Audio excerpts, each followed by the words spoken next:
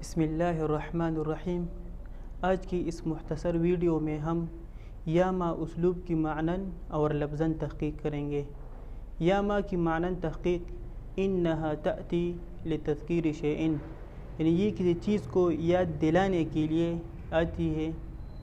اس کا مطلب یہ ہے مثلاً آپ کسی دوست کے ساتھ 20 سال کے بعد ملتے ہیں، آپ اس کو جانتے ہیں لیکن وہ آپ کو نہیں جانتا، تو آپ اس کو یاد دلانے کے لیے اس کو بولتے ہیں کیا ہم وہ نہیں تھے جو ہم نے اولا ثانیہ ایک ساتھ پڑھا تھا جامعہ فریدیہ میں، پھر آپ نے پہلی پوزیشن لے لی اور ہم چکر کے لیے چلے گئے۔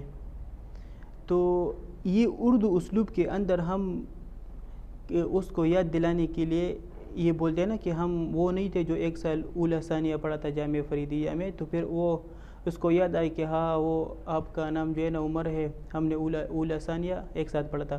لیکن عربی کے اندر ہی چیز کو یاد دلانے کے لیے یا ما استعمال ہوتا ہے، جیسے یا ما درسنا معا فی الصف الاول فی جامعہ فریدیہ، و یا ما ذهبنا للنزهہ۔